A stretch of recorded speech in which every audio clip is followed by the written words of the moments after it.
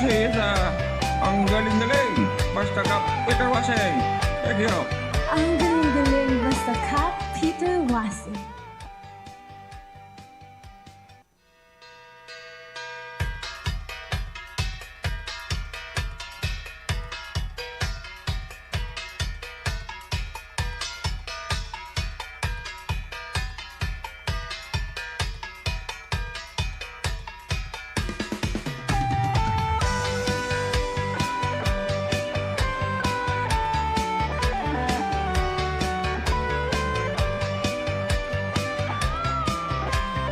Ayos to, pre, ha? Ang galing-galing, ha? Basta ka Peter Washing, ha? Wala ka Sisa, ang galing-galing. Basta ka, Peter Waseng. Thank you. Naimbang agsapa na tuytoy manan programa Usapang PAA. And of course, nagasad tayo ito makadua tayo dito na pagayam tayo. Manipod iti Department of the Interior and Local Government Cordillera awan sa bali ni Sir Rene Joshua Bordote, LGOO3, Regional Information Officer iti nasa o nga ahensya. Naimbang agsapa, sir. Magandang umaga, Ma'am Debbie, at magandang umaga po sa lahat ng tagapakinig natin dito sa programa nating Usapang PIA. We're hoping everyone is safe po, no? Amid neneng po sa bagyong neneng po natin at ating habagat. Good morning Yes, po. sir. Ayun, so ni Sir Rene, na ito na panakangiwat apo iti DILG Cordillera. Siguro huwag na nating patagalin, sir, para makaado tayo niya. Iti dito na discussion tayo. Siguro muna iti amin, sir, dito na topic tayo may panggap iti participatory governance para po mas maintindihan po ng ating mga nakikinig and tagapanood. Ano po ba ang participatory governance, sir? Ang participatory governance natin, ma'am, it's actually something na talagang nakapaloob po, no, sa Local Government Code of 1991 natin na sinususugan pa po ng ating 1987 Constitution. Kasi kinikilala natin po, no, ma'am, na ang demokrasya po natin dito sa ating bansa dapat po ay nararamdaman ng ating mga mamamayan, especially at the local level. So when we talk of participatory governance, ma'am, it's really democratizing po ang mga proseso natin sa lokal na pamahalaan po, no. So we have planning, budgeting, even yung mga implementation and monitoring and evaluation natin, malaki ang parte na ginagampanan po ng mga mamamayan natin, especially those po, no, na napapabilang sa mga tinatawag nating civil society organizations. Kasi pag sinabi nating participatory governance, ma'am, ibig sabihin malaki ang ambag, contribution, at syempre ang participation, pakikilahok na tinatawag po natin, no, ma'am, na dapat may boses ang ating mga mamamayan, especially, ma'am, kapag sa mga plano natin, sa mga budget natin, dapat nakikilatis, dapat kasama ang mga mamamayan sa pagpaplano, especially yung mga priorities ng ating mga LGU, saan ba natin ina-allocate ang pondo o ang kabandang bayan, especially that when we talk of civil society organizations, ma'am, iba't ibang mga sektor ang kanilang mga nire-represent or kinakatawan po, no? We have women's groups, meron tayo yung mga farmers groups natin, na syempre yung mga, especially those at the marginalized sector, ma'am, dapat kasama sila, no? Or dapat talagang reflected ang mga pangangailangan nila sa mga plano, sa mga budget ng LGU. So dapat, paano ba natin maririnig ito if not sa mga boses mismo ng ating mga mamamayan, di po ba, ma'am? Kaya dapat when we talk of participatory governance, hindi lang dapat siya yung mga basic na pakikilahok po naman na sa pag-attend ng meeting, sa pagpirma ng mga document, but we talk of meaningful participation. Ma'am Debbie, if I may share po, no, Yes, sir. ang common po kasing nangyayari, no, especially dito po sa ating region, sa Cordillera, medyo talamak pa din po yung tokenism or tokenistic participation, sinasabi po natin, wherein yung mga CSOs po are just being invited para masatisfy yung requirement ng local government code. But when we talk of meaningful participation, kasi ma'am, it goes from tokenistic, yung sa informing, consulting, to actual citizen empowerment. Meaning there is some sense of control, malaki ang impluensya ng ating mga mamamayan para talagang ma-steer or talagang ma-drive natin towards a direction na ang ating mga plano, ang ating mga budget ay tumutugon sa tunay na pangangailangan ng ating mamamayan. So yun po, ma'am, in summary po, no, ang citizen participation, ang pagbibigay sa mga mamamayan sa karapatan nila, doon sa responsibilidad nila at gampanin nila para talagang maisulong po natin yung interes ng taong bayan. Yes, sir. Sir, very malawak yung ibig sabihin ng participatory governance. Pero sir, matanong ko lang po, paano po ba makakapag-participate yung mga ordinary citizen dito sa governance po natin, local governance? There are practical and legal ways po talaga naman. Tulad na nabanggit ko po kanina, sa local government code po natin, particularly section 34 of the local government code of 1991, nakapaloob po dyan ma'am ang mga roles and responsibilities ng mga people's organization or yung mga tinatawag din po nating non-government organization. Dahil sa local government code po natin ma'am, meron po tayong tinatawag na local special bodies or yung LSBs. Sila po ang parang tumatayong mga advisory and planning bodies ng ating mga LGU. But dito po sa mga local special bodies natin, ma'am, very clear po ang local government code that each local special body should have at least, hindi bababa sa 1/4 na CSO representation. Kasi ma'am, ang local special bodies natin, halimbawa po, we have the Local Development Council, we have the Local Health Board, meron din po tayong Local School Board, ma'am. So for example, punta po tayo sa Local School Board.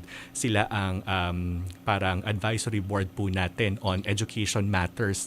Kasama po natin ang mga representatives of DepEd, kasama natin ang mga PTA association, at syempre we have civil society organizations, ma'am, that can really provide insights kung paano ba gagastusin ang SEF or yung Special Education Fund natin. So doon po balik po tayo sa local government code po natin para matiyak na meron pong adequate or sapat na representation ng ating mga mamamayan. Meron pong 1/4 representation dapat, ma'am, of the fully organized council manggagaling mula sa mga CSOs. But before po sila maging miyembro ng local special bodies, tinitiyak din po ng local government code na legitimate yung mga organizations.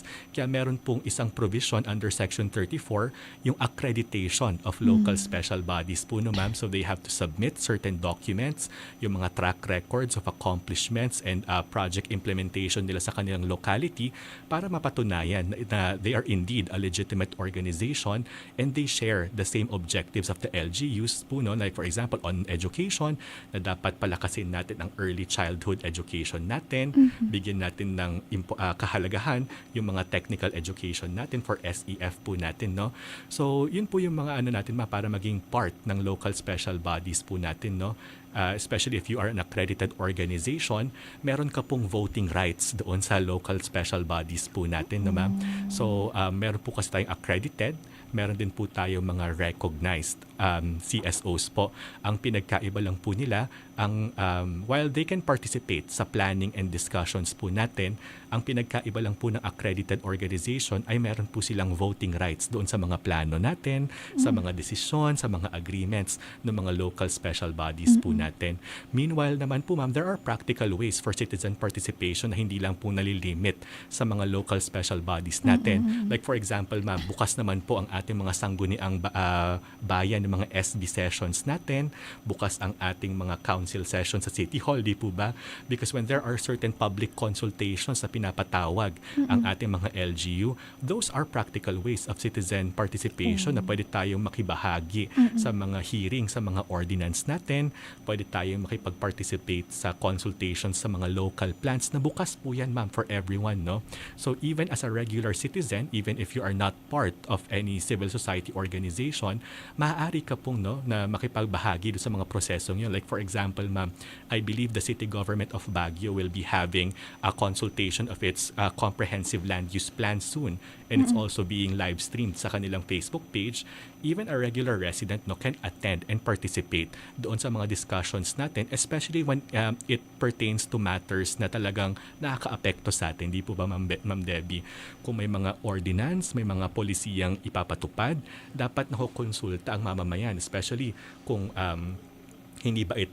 does it not infringe on their rights and liberties? Dapat kasama sila na talagang na-share po nila, or syempre nakikilatis din nila yung mga bagay na ipapatupad sa kanya. So basically, ma'am, yun isa sa mga major natin, yung local special bodies po natin, na from the local planning natin sa Local Development Council, sa mga bagay pang kalusugan sa Local Health Board, at mga bagay pang edukasyon. Marami pa po kasi ito, ma'am. Meron pa tayong Local Peace and Order Council, Anti-Drug Abuse part Councils, which sila are dun. other committees na sa ilalim po ng ating LGUs. Yes, sir. Medyo lilihis lang ako ng konti, sir. On the participatory governance, how about po dun sa online, like mga nagko-comment yung mga public, for example, for a certain ordinance or any ganaps po sa isang LGU? Do we consider that as Those are practical ways naman, ma'am, para talagang ma-demonstrate natin ang ating, apart from free speech, our constitutional, no? Nasa constitution kasi natin yan na citizens should be engaged at all levels of socio-economic decision-making natin. So kahit na yung mga comments po natin online, but we also remind po, no, na yung mga mamamayan po natin that there are always the best forum, no? The best platform to do this. Kasi minsan, kapag may mga comments tayo on social media, minsan hindi ito documented officially, ma'am. So we still encourage our citizens, our viewers, na hanapin natin yung mga proper venues, proper forums dito para talagang yung mga comments natin, mga suggestions natin ay makakarating dun sa mga tanggapan natin, no, ma'am? Kasi minsan kung sa social media, kapag yung live stream, it ends in 30 days at hindi na-capture yung comment mo, madidelete po siya. So if you want to write a letter, if you want ilagay natin sa mga suggestion boxes ng ating mga LGUs, those are proper avenues. So mahalaga pa rin, ma'am, no, na kilalanin natin kung saan ba ang mga tamang plataforma para ibatid po natin ang ating mga mungkahi. Yes, sir. Ayun, balik na ako sa topic ulit natin, sir. Sir, ano pong pinagkaiba ng local special bodies sa local people's councils na nabanggit niyo po? Magandang question yan na, Ma'am Debbie, kasi it's something na minsan nalilito po ang ating mga LGUs, even our LGUs po and our stakeholders. Dalawa po kasi, no, ang ating sinusulong sa DILG. We have the strengthening of our local special bodies, yung LSBs na tinawag po natin, at meron po tayong sinusulong pa na Local People's Council or LPC. Ang unang-una pong pinagkaiba nila dyan, ma'am, ang local special bodies is code mandated po, no, tulad na banggit ko po kanina, nakapaloob po talaga ito sa RA 7160. Whereas ang ating Local People's Council, it's actually one of the innovative ways ng ating bansa para talagang palakasin pa ang participatory governance. When we say Local People's Council kasi, ma'am, 100% of the membership are coming from civil society organizations. Di ba, ma'am, kanina sa local special bodies, sabi natin 1/4 lang siya. So the remainder are coming from LGU officials and functionaries po natin. Pag Local People's Council po, 100% lahat po, no, ng members are CSOs. At doon po natin nakikita na mas malakas din ang representation ng sectors. Because when we have a Local People's Council, meron po tayong mga sectoral representatives, meron tayong sector on economics, meron tayo on infrastructure, meron tayo on social, women's, and other marginalized groups natin. So talagang adequate ang representation nila, ma'am. But doon po sa Local People's Council natin, ma'am, they must be recognized by the sanggunian, no? This is guided by DILG Memorandum Circular 2021-054. Na andun yung mga IRR natin. Ano ba ang responsibilities, ano ang rights and privileges that we are providing sa ating People's Council. But ang maganda kasi doon, ma'am, they can leverage on their influence po, no, sa ating mga LGU processes, especially if bibigyan sila ng seat ng ating sanggunian sa mga local special bodies, other committees and councils ng LGU. Ibig sabihin may kinatawan ang ating mamamayan sa mga proseso talaga, even yung mga high level na mga processes ng LGUs natin. We have the Local People's Council na talagang kaya niyang i-mobilize, kaya niyang i-gather yung mga CSOs natin para talagang mas malakas ang boses ng mamamayan. Di po ba, Ma'am Debbie? Kasi when we look at the ratio of representation, talagang mas rooted siya sa mga mamamayan natin. And tulad ng sinasabi natin palagi in government, ma'am, that the people are best positioned talaga to share what they really need. Di po ba? So talagang sa People's Council natin, ma'am, while it's not a mandatory body of the LGU, it's something that we encourage kasi isa po talaga yun sa hakbang sa pagpapatupad po natin ng bukas at syempre accountable good governance natin. Kasi nakikita natin na may checks and balances, nakikita natin ang influence nila on local planning and even budgeting.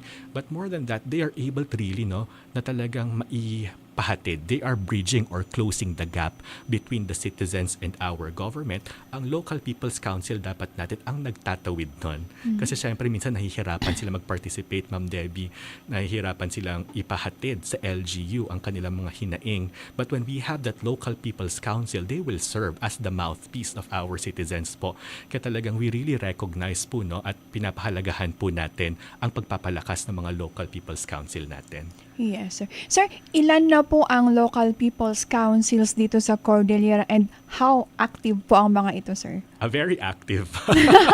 Kasi actually sa DILG, ma'am, we are conducting capacity building activities para sa kanila. At nakita natin, ma'am, pag tinitipon natin ang mga local people's councils natin, talagang they are very active at talagang very strong ang kanilang mga paninindigan. But when we talk, ma'am, kung sa bilang po ng people's council natin, as of August 2026, ma'am, we have a total of 27 local people's councils. I believe there are more, ma'am, pero ang kinakount kasi natin based doon sa MC 2021-054 natin na dapat sanggunian bayan recognized or sanggunian panlalawigan recognized po sila through an ordinance or a resolution. So doon sa 27 natin, ma'am, 4 po ang nanggagaling sa lalawigan ng Abra, 4 sa Apayao, 9 which is the most sa lalawigan ng Benguet, no? So ang dami talaga na, ma'am. We have the Baguio City People's Council, isa po sa lalawigan ng Ifugao, 7 naman po sa Kalinga, at isa sa Mountain Province. So ma'am, nakita natin 27, we're already covering more than 1/4 at we are looking forward sana na by the end of 2026 or early 2027 ay mas maparami pa natin, ma'am, yung local people's councils natin sa CAR. Yes, sir. Sir, if you could cite an example po kung ano yung mga nagawa na ng mga people's councils po na ito. Like, yung pinaka, ano, sir? Isa, ma'am, sa talagang tumatatak sa akin, but I think we could also discuss this separately, no, ma'am. Doon sa Baguio City People's Council po, they are our partners dito po sa Baguio, sa DILG CAR, kasi nagtatagpo kami ng Cordillera Civic Academy, no? So yung People's Council po natin, they were very instrumental doon sa pag-establish nito dahil from module development, ma'am. We also have from the operations, yung kung paano ipapatakbo yung Cordillera Civic Academy, they were really part of this. Kasi talagang yung Civic Academy natin, ma'am, isa siyang parang paaralan, no? Institusyon, eskwelahan para sa mga CSOs natin. And the Baguio City People's Council recognized the need na kailangan talaga, no, na bigyan natin ng karapatang pagsasana yung mga CSOs natin para mas maging meaningful ang kanilang participation sa mga proseso ng pamahalaan natin. So that is a major achievement po, no, that because of the Baguio City People's Council, we were able to lobby etong Cordillera Civic Academy dito sa Baguio City. But for other LGUs naman natin, ma'am, very strong din po ang kanilang mga local people's council doon sa Local Project Monitoring Committee or LPMC naman natin, ma'am. That because yung mga, ano nga, ma'am, when we recognize CSOs, yung impartiality nila because they are not non-government, hindi rin sila part ng LGU, very objective ang kanilang pag-assess ng mga projects natin. And we have received reports po, no, dito sa DILG kasi minomonitor din namin, ma'am, yung LPMC functionality na yung mga CSOs natin, very active po sila, ma'am, sa pagmamonitor ng mga kalsada, sa pagmamonitor ng mga water projects, and for any LGSF projects for that matter, na talagang sinisiyasat, binubusisi nila ang construction, functionality, and these are translating to results naman, no, ma'am. Kapag pag nai-report na document yung mga findings ng CSOs, ina-actionan ito. So we are really leading towards transformative change, no, ma'am, na hindi lamang sila nag-checklist, but yung mga comments nila on the quality, on the specifications of the construction, na-actionan. So we are improving the quality of service delivery through our local people's councils. Yes, sir. Nabanggit niyo po yung Civic Academy, pero bago natin puntahan yun, sir, DJ Nay, CSO desk officers po, sino po sila, sir? And sino ang nagde-designate or nagtatalaga po sa kanila? CSO Desk Officer, ma'am. Ma'am, pasok rin po ito dun sa Memorandum Circular ng DILG na MC 2021-054. Kasi kinikilala din natin, ma'am, na sa ating LGU, dapat may isang point person ang ating LGU kung sino ba ang pwedeng kausapin directly ng ating mga civil society organizations. Kasi every election year, ma'am, medyo mabigat ang trabaho ng pag-accredit ng mga documents or pag-accredit ng ating mga CSOs. So, ang tinatawag po nating CSO Desk Officer, this is a person po no, sa LGU natin na nag-handle po ng day-to-day operations ng anything that would pertain sa mga kailangan ng CSOs. So if they have questions about accreditation, pag-process ng accreditation nila or mga documentary or how to engage the LGU, si CSO Desk Officer po dapat ang kausap nila. So sila din ang nag-organize ng mga trainings, naghahawak ng mga records on the engagements with CSOs. Ideally, ma'am, based sa MC natin, the CSO Desk Officer must come from the ranks of CSOs natin, no? But for now, habang syempre in consideration of the PS cap limitation, no, or PS limit po ng ating mga LGUs, most of our CSO desk officers are designates for now. Pero mahalaga pa rin, ma'am, no, even if they are designates, sa ating mga pakikipag-ugnayan sa kanila, they're still able to perform their functions at kinakapacitate din tinitrain ng DILG ang mga CSO desk officers on how to maintain a good relationship with CSOs, no, ma'am?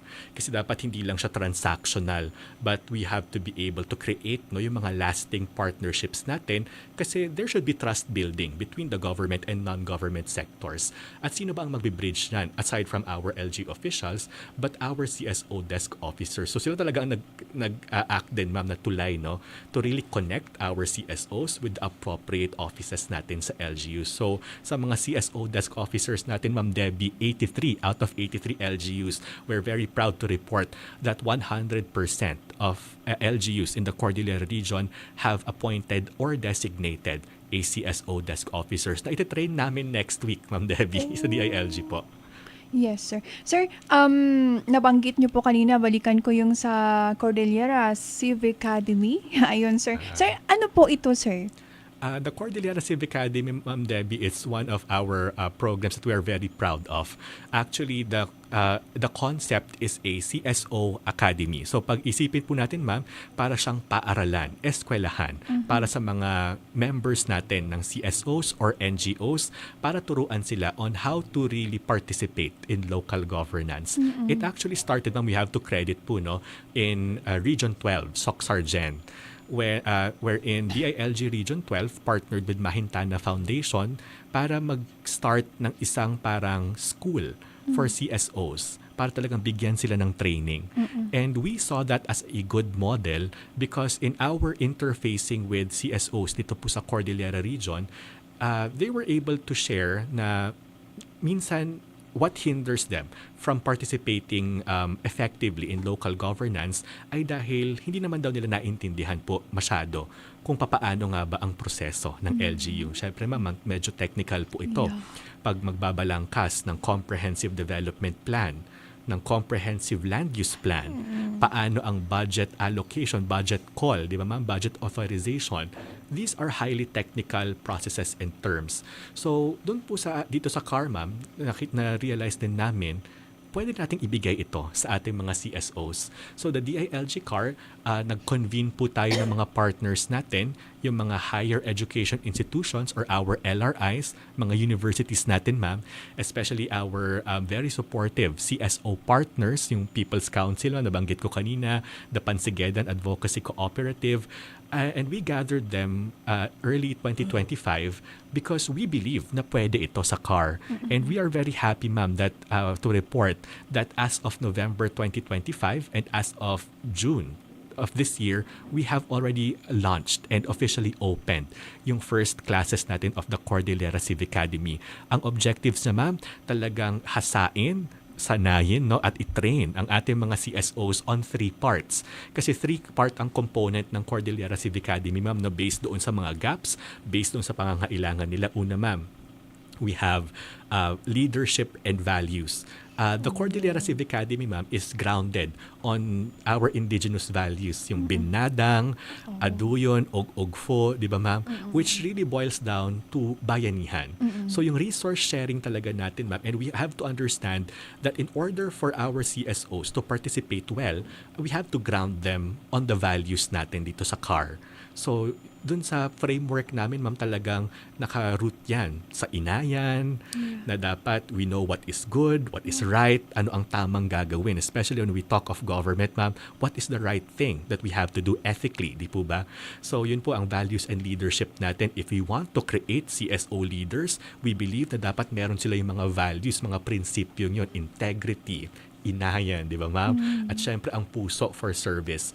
We move now, ma'am, sa second component which is on local government operations. Ito na yung mga technical, ma'am, kasi andito na ang local planning, andito na ang budgeting, local legislation, at syempre, ma'am, yung project monitoring and evaluation. So talagang this is the nitty-gritty of how to really participate effectively sa mga major processes ng LGU natin. And the third is strategic leadership. So andyan, ma'am, ang communication, branding, and negotiation. So medyo mga soft skills siya. So if we can see, ma'am, sa Cordillera Civic Academy, it really covers everything our CSO needs. Yung succession planning nila, pagpapalakas ng internal governance of their organization. Second is how we equip them with the skills to participate in local government operations.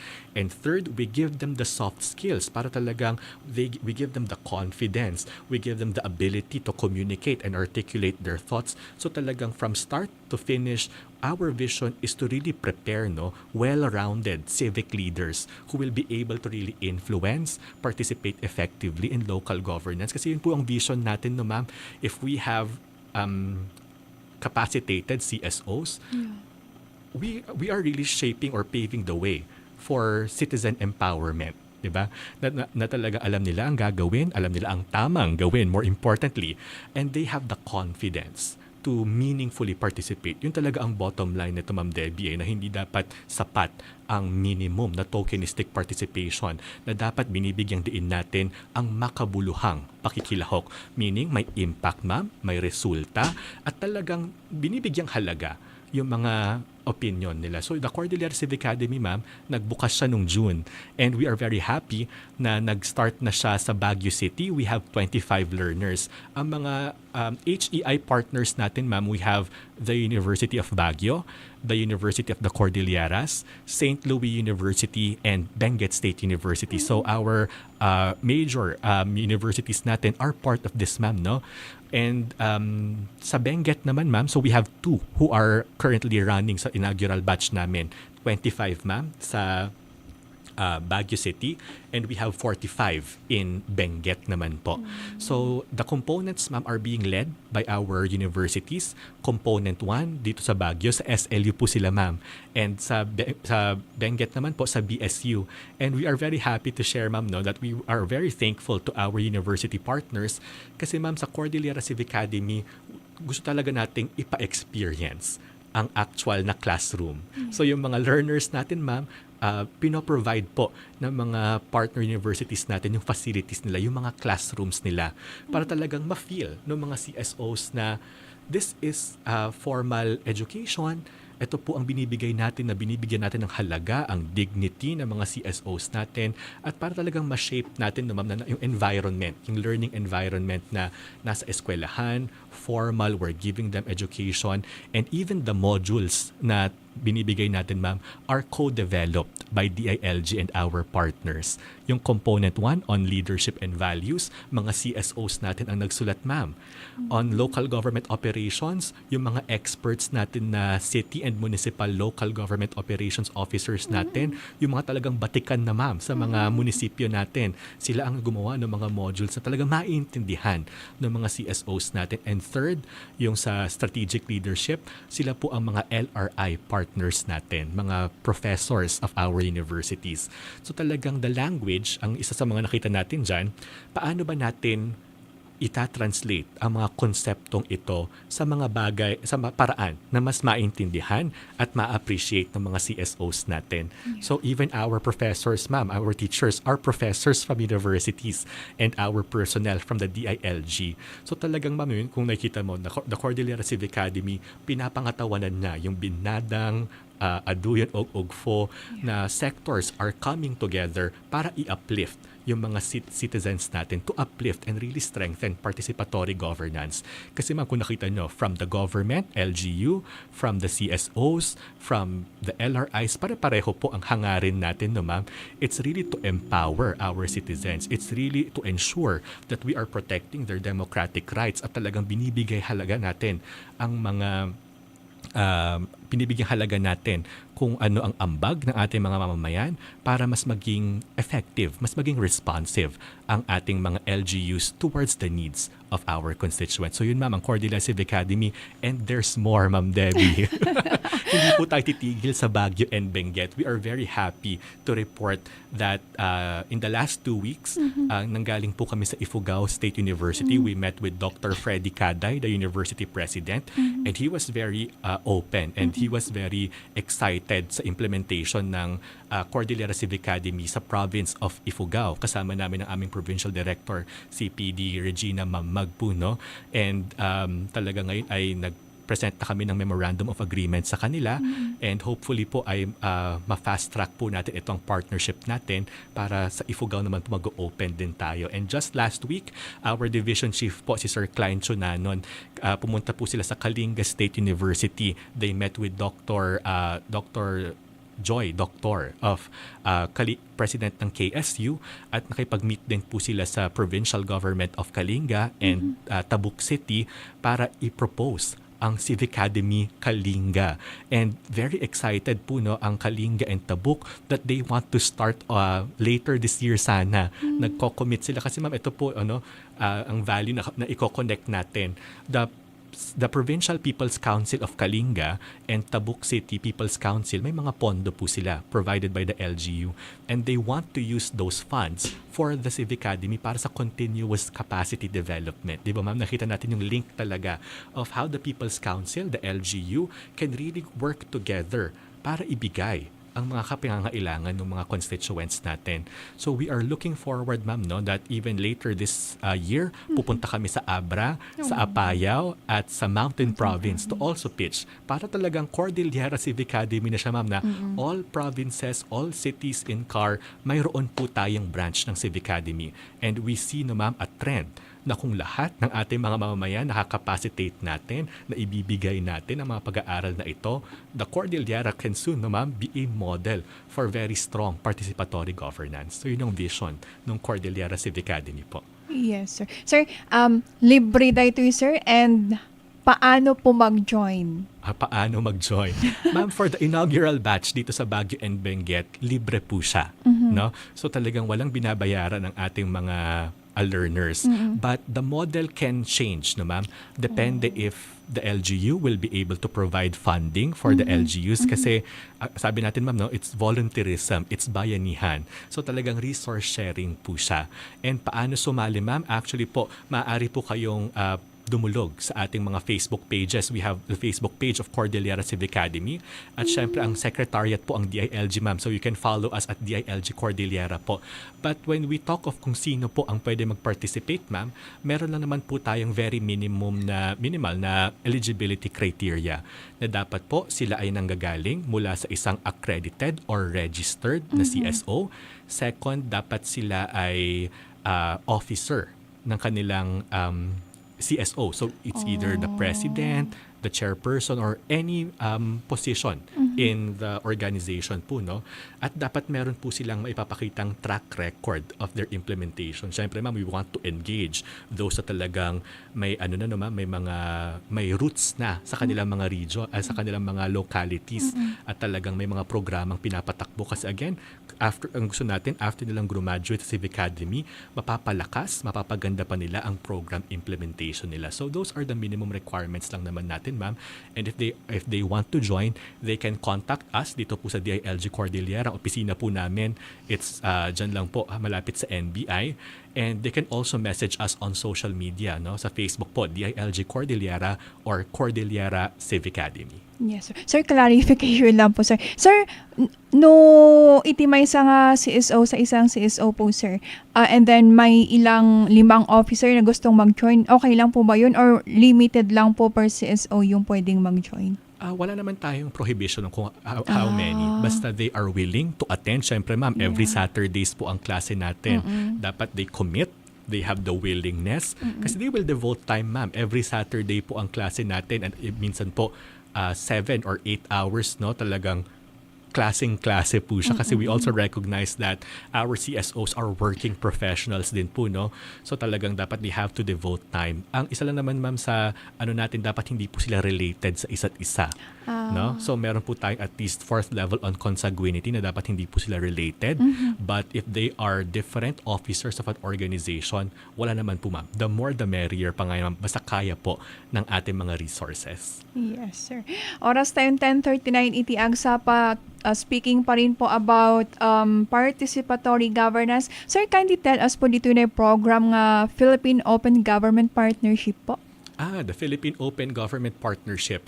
Ma'am, everything that we have been discussing, lahat po na tinalakay natin ngayon dito sa ating programa, from the Local People's Council, from the CSO desk, the Cordillera Civic Academy, local special bodies, nakaangkla po talaga yan, ma'am, no, sa isang major advocacy natin. At yan po ang Philippine Open Government Partnership.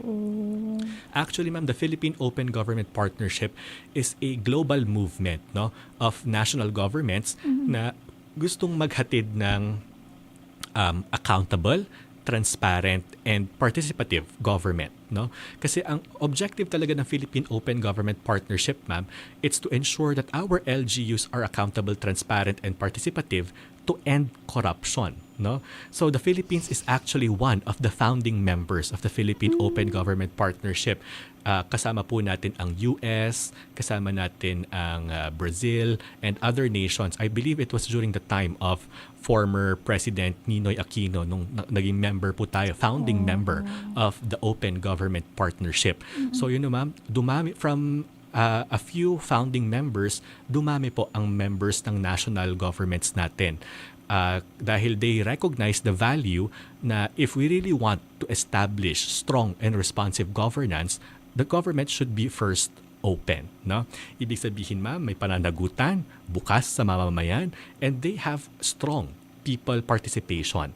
So, dito po sa Pilipinas, ma'am, nilocalize po ito ni President Ferdinand Marcos Jr. through Executive Order number 31, EO 31 po natin, which institutionalizes the Philippine Open Government Partnership, or we will call PHOGP, no, ma'am? So, dito po sa EO 31 ni President Marcos, in-institutionalize na po at all branches of government ang Philippine Open Government Partnership. So, nabuo po natin yung PHOGP Steering Committee, which is currently being chaired by the Department of Budget and Management. At miyembro po dyan ang ibang mga national government agencies natin, kasama ang DILG, DSWD, and other national government agencies natin, ma'am, na may katumbas na mga CSO members. So again, ma'am, tulad na banggit ko kanina, may mga sectoral representative tayo from the academe, women's, professional groups. I believe it's the Makati Business Club. Kasama natin ang Ateneo School of Governance and other, yung Lente, yung for the legal groups natin. So tayo naman, ma'am, when we talk of the Philippine Open Government Partnership, dapat ang ating mga national government agencies should also have programs that would push this. Kasi kung babalikan natin yung Philippine Development Plan natin, no, ma'am, under Chapter 14, isa po sa priorities ni President Marcos ang strengthening or promoting good governance and improving bureaucratic efficiency. And one of those sub-strategies po sa Chapter 14 is strengthening participatory governance. So dapat may mga open government mechanisms tayo, like the freedom of information. Dapat open ang mga bids and awards committees. We're seeing that ngayon, no, na ma'am, nasa social media, yung mga pag-open ng back, naka-live stream na siya. Because those are ways talaga ma'am that we are pushing for open government. And we hope na hindi lang to nag-e-end sa mga executive departments natin, but again, we are moving towards localizing the OGP even down to the LGU level. So when we talk of the Philippine Open Government Partnership, ma'am, tatlo lang talagang aalalahanin natin for our viewers, ma'am. Accountability, pananagutan, who is answerable for the results. Transparency, ibig sabihin ang impormasyon ay bukas. People can request information. People will receive the information. And yung mga dealings natin like the full disclosure policy kung saan pumupunta ang pera is publicly available. That's transparency. And again, public participation. Again, citizen empowerment. There are avenues provided to them, but the PHOGP also, ma'am, is also transitioning towards using technology to push for accountability, transparency, and participation. Isa po yun sa key element, no, ma'am. So again, kasi meron po silang TAP, yun po, ma'am. Transparency, accountability, and participation using technology to push for this advocacy po sa ating mga pamahalaan. Yes, sir. Sir, napag-usapan naman po natin kanina, may mga LGU po sa CAR na member po or under this Philippine OGP localization agenda po. Yes, ma'am. Ma'am, doon po pala, ma'am, sa OGP, doon sa global natin, meron silang OGP local. Yun po isa sa program nila because they started opening it to local government units. Ang term kasi nila sa international stage, ma'am, subnational governments. Pero sa atin, ma'am, LGU ang tawag natin, no? So doon sa OGP local nila, ma'am, they started rolling that out at kasama po dito ang South Cotabato at Baguio City.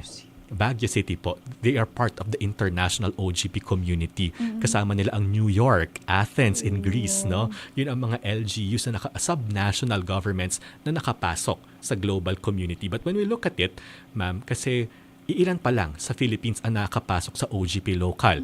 Baguio City, South Cotabato, we have Tagbilaran, Larena, and Quezon City. So that's 5, no, ma'am?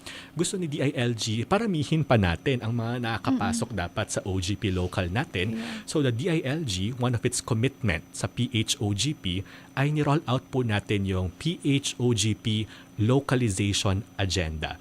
Ibig sabihin, ma'am, dapat ibaba natin sa mga municipal, provincial, and city governments, kahit mga barangay sana, no, ma'am, dapat i-instill natin yung values of transparency, accountability, and participation sa kanila.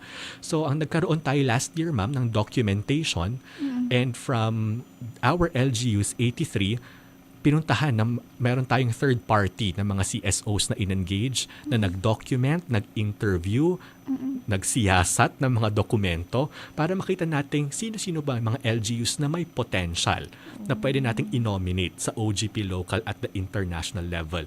And from that program, ma'am, the DILG was able to field 156 LGUs nationwide. And 10 of them are from CAR, no? We're very proud. 10 doon sa 156 na mga LGUs natin galing sa CAR. If I may mention, no, ma'am? Yes, sir. Baka nakikinig po sila. Yes, sir. From Benguet po, we have Bukod, we have Tuba, La Trinidad, and Sablan. Sa Ifugao naman, ma'am, we have Asipulo, we have Lamut, Hungduan, and Kiangan. At sa Mountain Province naman po, we have Bisao and Sabangan. So doon po sa OGP localization natin, ma'am, the DILG is implementing 10 phases. Kasi may output dapat, ma'am, di ba? Kung tinawag kang PHOGP Cohort LGU, dapat meron tayong flagship program na tinatawag po natin. So we are expecting that these 10 LGUs na pinili po natin, they will be able to co-create, no, ma'am? At the very heart of open government is co-creation between the government at civil society. So, ang flagship program natin, ma'am, gusto sana natin na the LGU will work together with their CSO partners to create an open government flagship program na tumutumbok doon sa tatlong prinsipyo ulit natin, ma'am. Accountable governance, transparency, and people participation. So we have already rolled this out, ma'am. Nagkaroon na tayo ng problem solution matrix para ano ba ang mga problema ng LGU and how can we infuse the principles of open government para ma-address siya. So we had workshoppings, we had refinements, may CSO tayo, may CSO partner tayo that's facilitating this para very objective ang kanyang point of view na hindi si DILG ang nag-guide sa kanila, but it's a member of non-government para talagang makita na responsive ito doon sa needs ng ating LGU, and more than that, it's representative or reflective doon sa mga hinaing or pangangailangan ng mamamayan. So we're very excited, ma'am, na doon sa mga 10 LGUs natin, they have already completed the refinement process, the problem solution workshops nila, at magkakaroon na po sila ng public consultation ng mga OGP flagship programs nila this September. So through the Dagyao Open Government Town Hall meetings ng DILG, doon po natin isi-stage. Bawat munisipyo ipepresent ng ating mga LGUs ang kanilang programa to their constituents para mag-gather pa ng feedback, di ba, ma'am? Kasi syempre, we recognize na hindi pa perfect ang kanilang mga programs, so they will really need the insights, the recommendations ng kanilang mga constituents na makikinabang sa programang ito. So I hope our viewers, ma'am, are able to see the value of how people-centered this is. No, talagang hindi pwedeng mawala ang mga mamamayan, na hindi lamang pwedeng si LGU ang nagtatrabaho, but the spirit of co-creation, citizen empowerment ang talagang nananaig doon sa PHOGP natin. And we hope po, no, ma'am, na by the end of this year ay ma-implement na po ng ating mga LGUs ang kanilang flagship programs, kasi mahalaga po talaga, ma'am, na we really give or implement these programs to address those problems. Kasi hindi naman nila to hinugot sa hangin, di ba, ma'am? There are existing problems that need immediate solutions. And if we co-create with our citizens who are experiencing these problems, naniniwala po tayo na talagang matutumbok po natin ang problemang tinutugunan ng kanilang flagship programs. Yes, sir. Ayun, ayoko nang i-preempt, sir, yung kasi sa September pa, sir, tama September pa, pa yun po. present.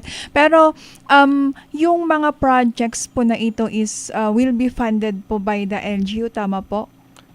Yes, ma'am. The program, na flagship program po dapat nila, ideally po talaga, ma'am, no, should be funded by the LGUs. So, ang in-encourage din sana namin sa kanila, it should be aligned with the priorities of the LGUs. Kasi, ma'am, no, sa mga local development plans po nila, may mga sectoral and may mga sectoral concerns kasi yan, ma'am, no, na mini-mainstream natin sa local development plans natin, na ang in-encourage namin na dapat naka-angkla din siya sa mga local plans natin para merong funding that can be allocated for their flagship programs, para talaga it's hitting two birds with one stone, na meron tayong OGP program while also addressing yung mga priorities nila based on their local plans. So yes, ma'am, dapat talagang may pondong i-allocate ang LGU para dito. Ayun, so abangan natin sa September or ma'am. next month, malapit na.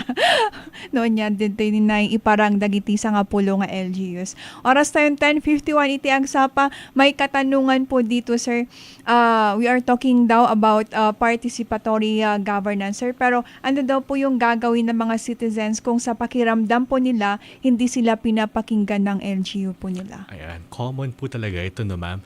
Ma'am, actually po, we have been receiving reports about this. Pero ang maganda po, ma'am, the DILG has implemented through DILG Memorandum Circular 2025-060 po, na dapat ang mga LGUs po natin ay may grievance committees, no? CSO grievance committees, para kung may mga kaso pong ganito, kung saan nararamdaman po ng mga CSOs na hindi sila binibigyang halaga, hindi sila pinapakinggan, at nava-violate ang kanilang karapatang makilahok po naman sa pamahalaan, they can report this to the CSO Grievance Committee na pinapangatawanan din po ng mga members natin from CSOs at ng ating mga DILG provincial offices. So dapat hindi po sila matakot, ma'am, no? Na baka magsumbong sila, si LGU din ang pagsusumbungan nila, but these are composed po, no, of the DILG and our CSO partners. So all our LGUs have the CSO grievance desk or committees para doon po nila pwedeng isangguni ang kanilang mga concerns, no, ma'am.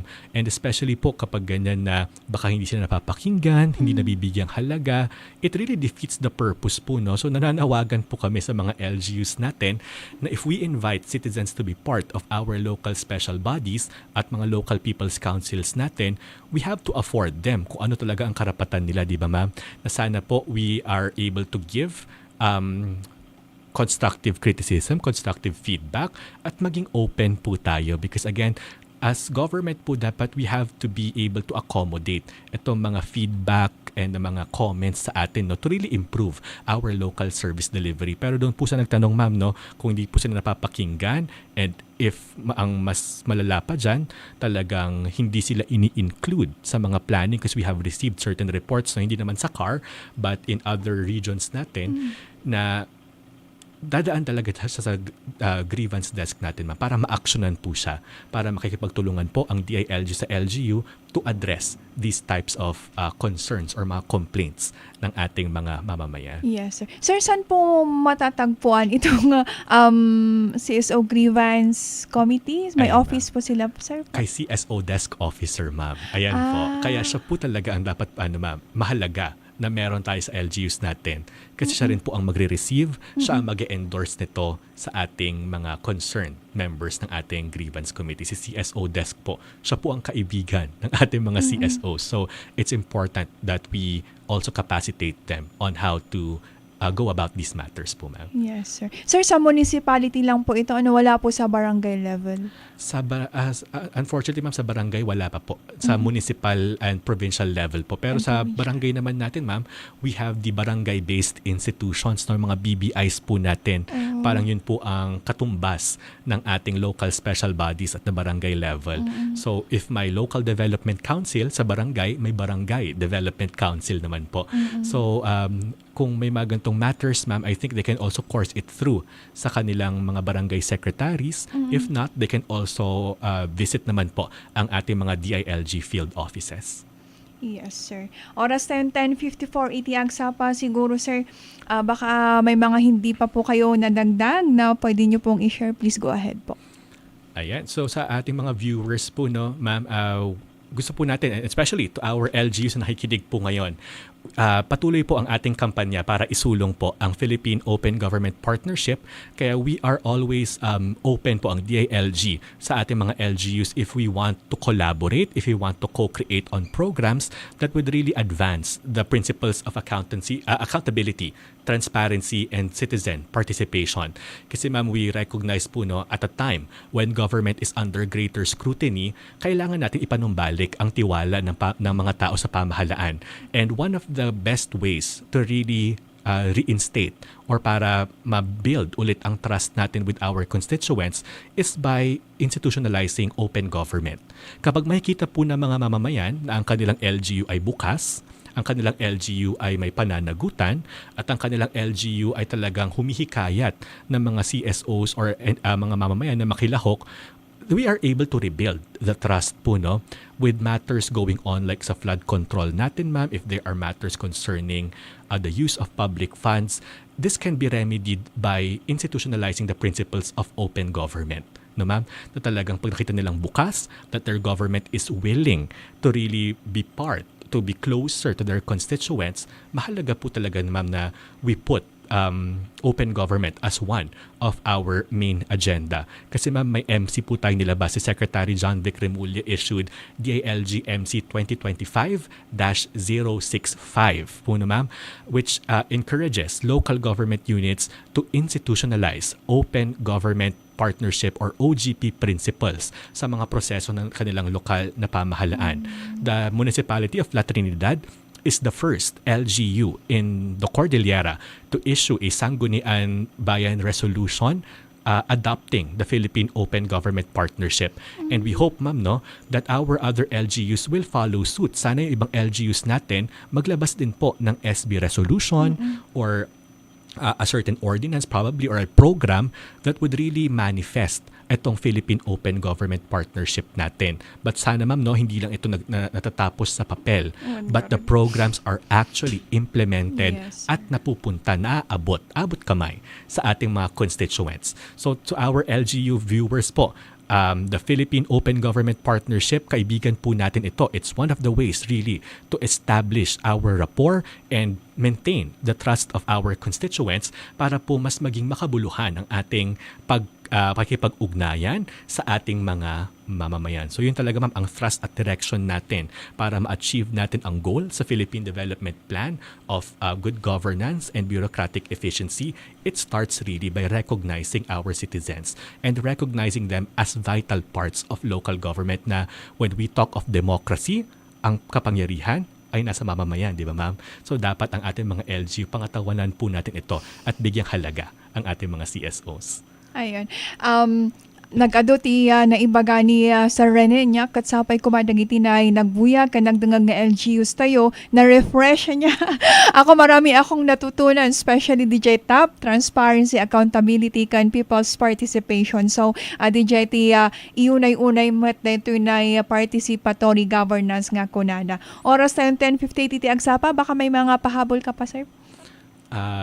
Para po sa mga viewers natin, ma'am, for updates po regarding po sa mga programa ng DILG, we would like to invite all our viewers to follow us sa aming social media. Pwede nyo pong i-search ang facebook.com/DILGcar or i-type nyo lang po DILG Cordillera, especially when there are updates about LGU programs, sa mga LGSF updates natin, sa mga programa natin on people's participation, TAP, lahat po yan ay binibigay po natin sa ating Facebook pages. Especially our barangay officials, magro-roll out tayo ma'am ng Barangay Information Management System, BIMS, ayan, para digital na, no?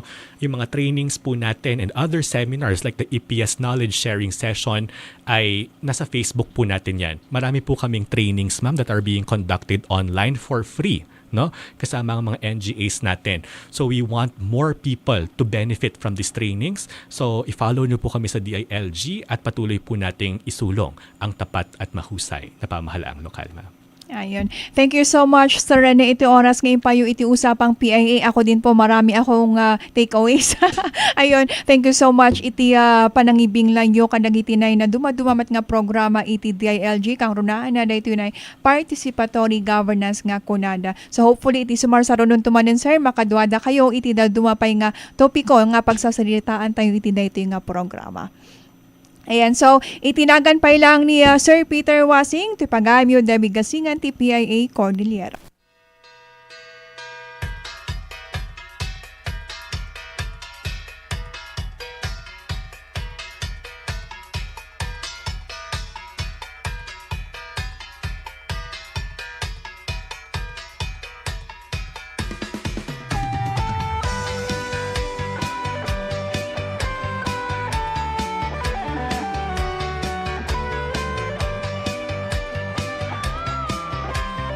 Ayos to, pre, ha? Ang galing-galing, ha? Basta ka Peter Washing, ha? Wala kasi ang galing-galing. Basta ka Peter Waseng. Thank you. Ang galing-galing basta Kat Peter Wasing.